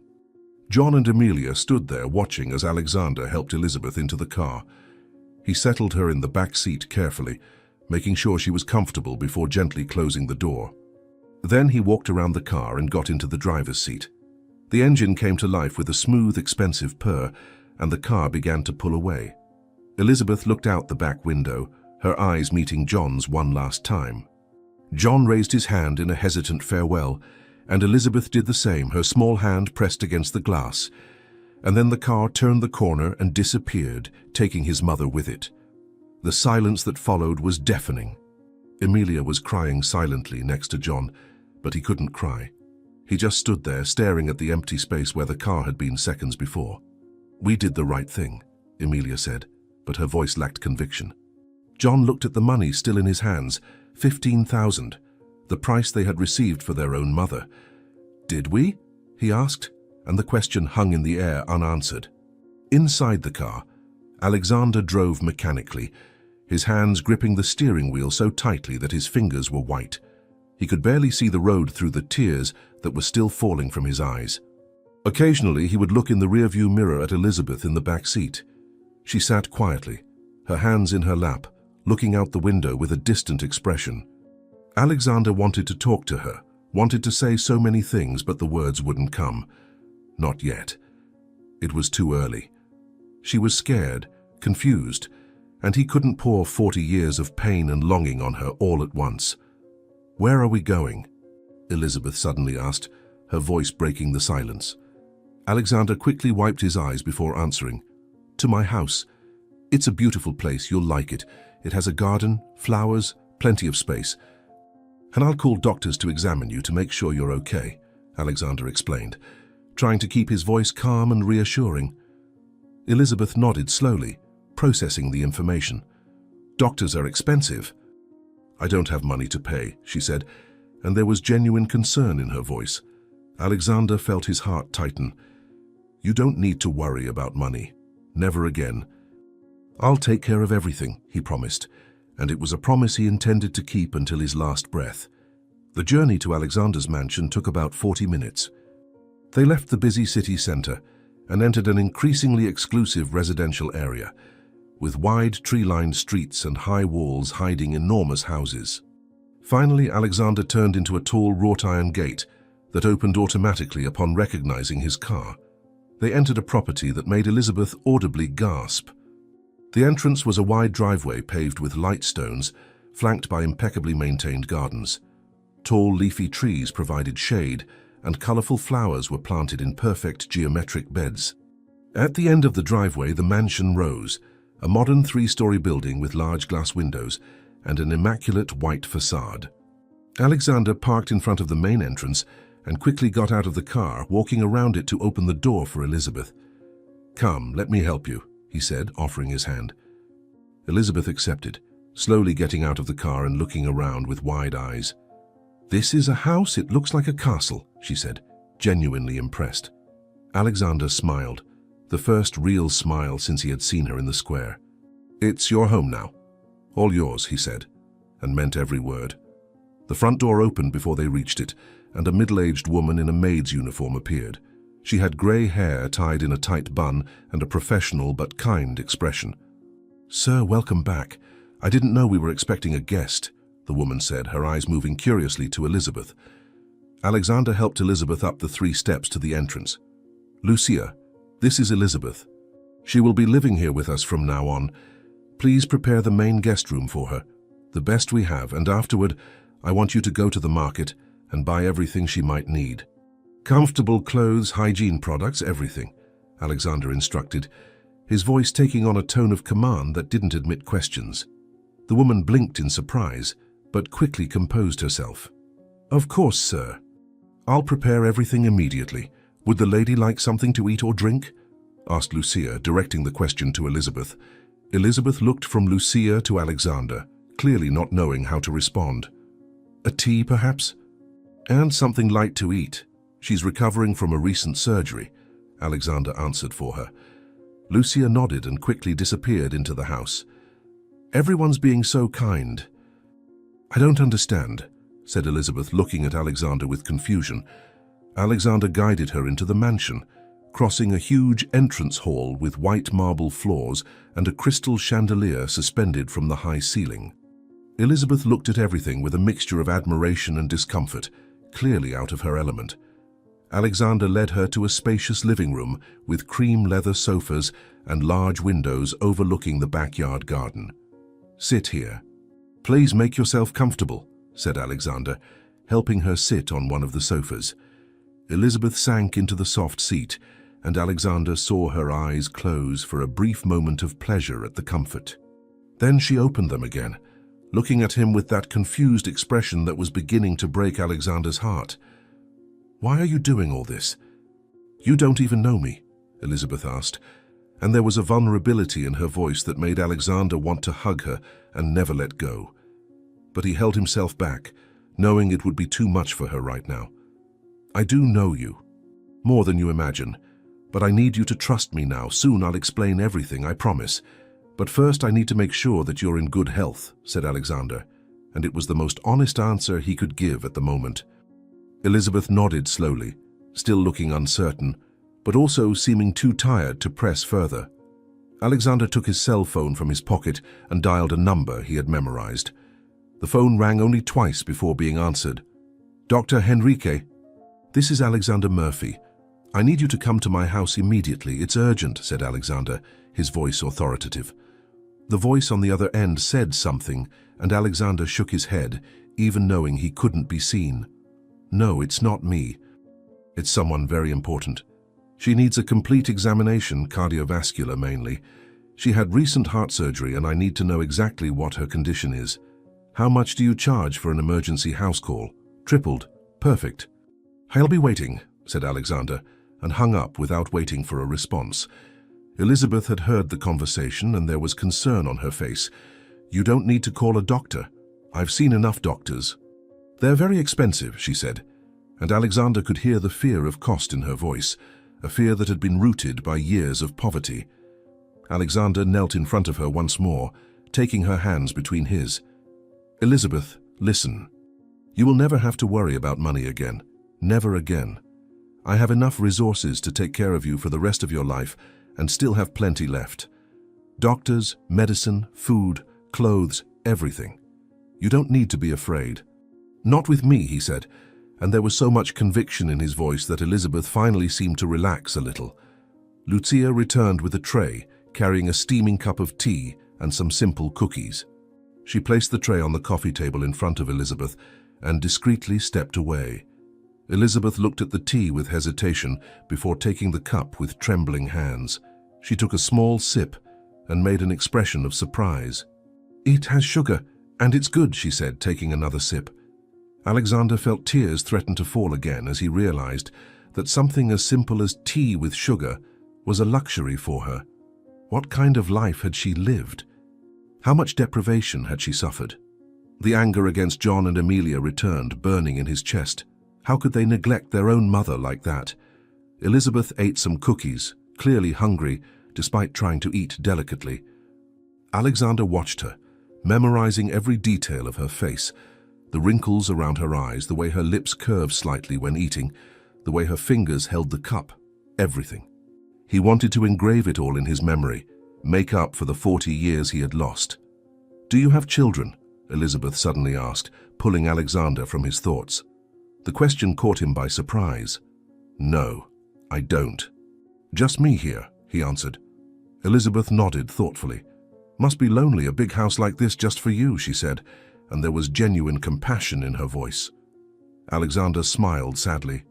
"Yes, it is lonely, but it won't be anymore." "Now you're here," he said, and Elizabeth blushed slightly, looking away. They sat in comfortable silence for a few minutes, Elizabeth finishing her tea and Alexander just watching her. Then the doorbell rang, a melodious sound echoing through the house. "That must be the doctor," said Alexander, standing up.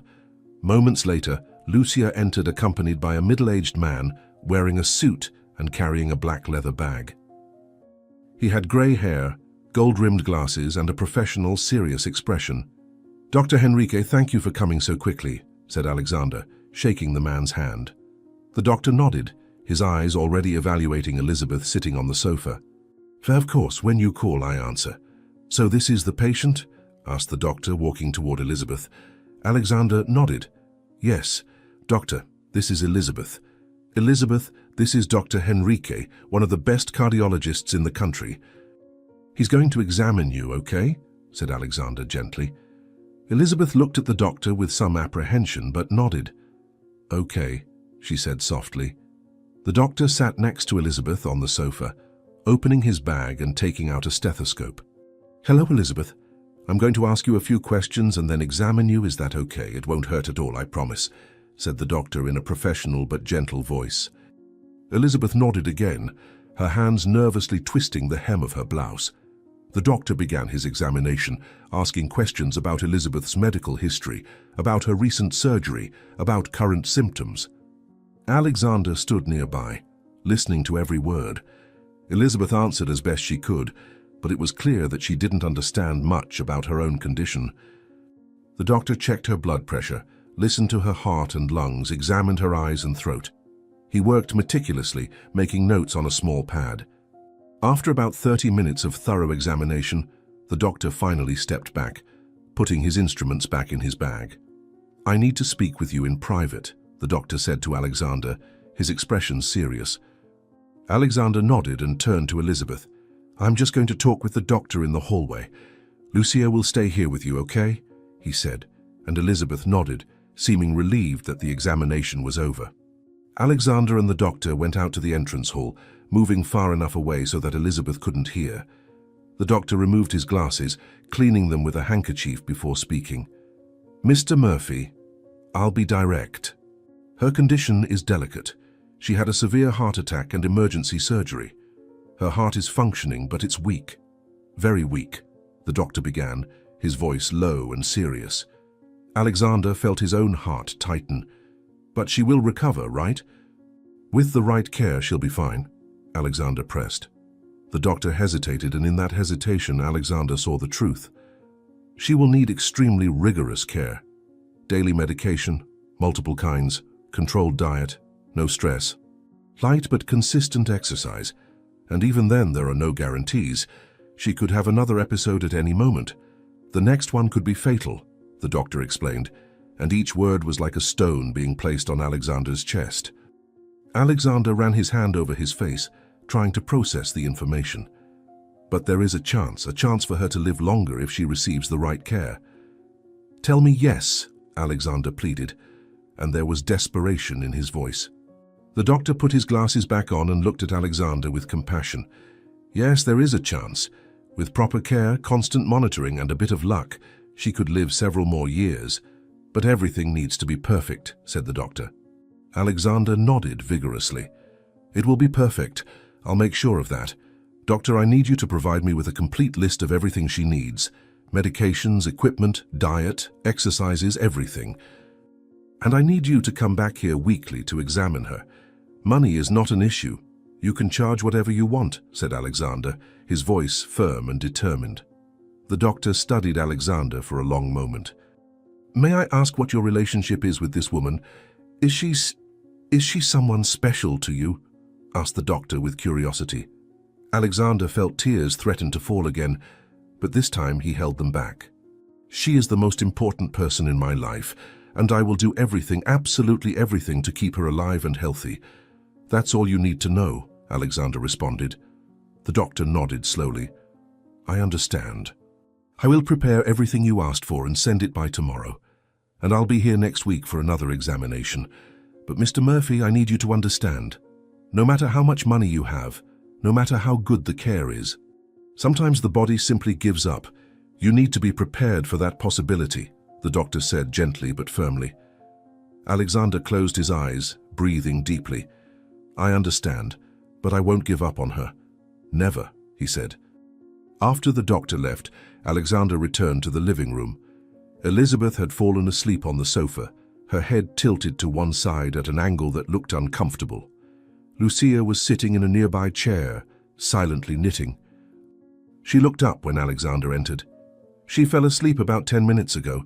Poor thing must be exhausted," whispered Lucia. Alexander nodded, carefully approaching Elizabeth. He knelt beside the sofa, just watching her sleep. In sleep, her features were relaxed, and he could see traces of the young woman she had been 40 years ago. He reached out with a trembling hand and gently touched the necklace at her neck, his fingers tracing the initials engraved on the pendant.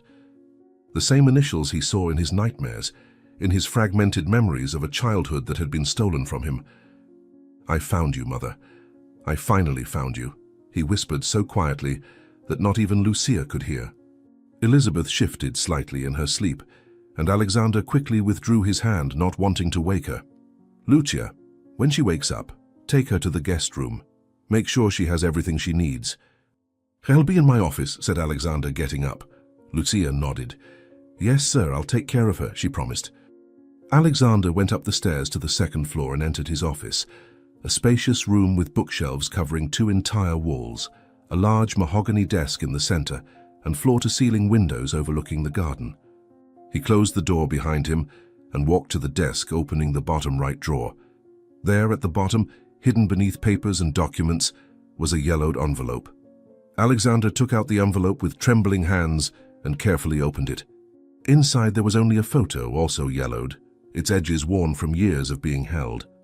Alexander took out the photo and looked at it, as he had done thousands of times over the years. The photo showed a young woman, probably in her late 20s, with dark hair and the almond-shaped eyes, characteristic of Down syndrome.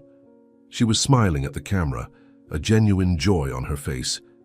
And around her neck, clear as day, was the same necklace that Elizabeth now wore. In the woman's arms was a baby, no more than a few months old. The baby was also smiling, a small hand clutching the mother's blouse. On the back of the photo, in shaky, childish handwriting, was written, "Elizabeth and Alexander 1 year before." Alexander felt tears flowing freely down his face as he looked at the photo. "It's you. It's really you. After all these years, I've found you," he said to the photo. But he needed absolute certainty. He needed scientific confirmation, not just the evidence of his eyes and his heart. Alexander picked up the phone on the desk and dialed a number. The phone rang several times before being answered. "Targets and investigations. How can I help you?" said a male voice on the other end. Alexander took a deep breath before speaking. "I need to speak to the boss. It's urgent." "Tell him it's Alexander Murphy," he said. There was a pause, sounds of a line transfer, and then a different voice spoke, deeper and more experienced. "Mr. Murphy, long time. What do you need this time?" asked the voice. Alexander sat in his leather chair, still holding the photo in his other hand. "I need a DNA test, comparison between 2 people, and I need the results as fast as possible. I don't care how much it costs. Can it be tomorrow?" asked Alexander. The voice on the other end hesitated. "DNA normally takes a week to process, sir, but if you're willing to pay enough, I can have it prioritized in the lab. Maybe 3 days, but it will be expensive," the investigator warned. Alexander didn't hesitate. "Do it. Send someone here early tomorrow morning to collect the samples. One of them is me, the other is a woman staying here. Say it's a routine exam. I don't want to scare her. Understood?" instructed Alexander. The investigator confirmed. "Understood, sir. We'll be there at 8 in the morning, and sir, may I ask what this is about?" said the investigator with curiosity. Alexander looked at the photo again. "It's about finding someone I lost a long time ago. Someone who was taken from me. It's about finally having answers," replied Alexander, his voice heavy with emotion. The next 3 days were the longest of Alexander's life. He spent all the time he could with Elizabeth, showing her the house, the gardens, making her feel comfortable. Elizabeth gradually began to relax, to smile more, to ask questions about the flowers in the garden, about the books on the shelves. Alexander answered everything with infinite patience, treasuring every word, every smile, every moment. But with each second, the question burned in his mind. Was it really her? Or was his desperate heart seeing what it wanted to see? On the morning of the 3rd day, a black van parked in the mansion's driveway. Alexander was in his office when Lucia knocked on the door. "Sir, there's someone here to see you. Says he has something important to deliver," she announced. Alexander felt his heart race. "Send him in." "And Lucia, where is Elizabeth?" he asked. Lucia smiled gently. "She's in the garden, looking at the roses. She said she always wanted to have a garden like this, she replied. Alexander nodded, relieved. He didn't want Elizabeth around for this. Perfect, send him in, said Alexander, his voice tense. A middle-aged man entered the office wearing a dark suit and carrying a leather folder. He had a neutral professional expression, the face of someone who had delivered both good and bad news in equal measure over the years. Mr. Murphy, he greeted, extending his hand. Alexander shook it quickly, without ceremony. Do you have the results? Alexander asked bluntly. The investigator nodded, opening the folder and taking out some papers. Yes, sir. The results came faster than I expected. The laboratory worked day and night as you requested, he said, placing the papers on the table. Alexander looked at the papers, but the words danced before his eyes. There were graphs, numbers, technical terms he didn't understand. Just tell me. Is it her? Is Elizabeth my biological mother? Alexander asked, his voice coming out hoarse. The investigator looked directly into Alexander's eyes. The results show a 99.9% match. Mr. Murphy, with absolute scientific certainty, this woman is your biological mother, he said. And those words completely changed Alexander's world. Alexander felt his legs give way and fell to his knees, holding the papers against his chest while crying compulsively. 40 years apart. 40 years since he had been separated from his mother as a baby, when authorities deemed Elizabeth incapable of raising him because of Down syndrome. He was given up for adoption to a wealthy family that never told him the truth, while Elizabeth spent decades looking for the son who was stolen from her until pain and time erased her memories. The necklace was all that remained of that love, a gift she had made with her own hands and never took off her neck. In the following months, Alexander told Elizabeth the whole truth. She couldn't recover her lost memories, but embraced her rediscovered son with a love that transcended memory. John and Amelia, destroyed by guilt, approached Alexander asking for forgiveness. He confronted them harshly, but Elizabeth, with her infinite kindness, forgave them. The two worked tirelessly to redeem themselves, visiting Elizabeth weekly and caring for an institute that Alexander created in her name to fight the abandonment of the elderly. Alexander sued the authorities who separated mother and son, transforming his pain into justice for other families. Elizabeth lived with Alexander, surrounded by love, flowery gardens, and impeccable care. Their love had conquered time, injustice, and even memory.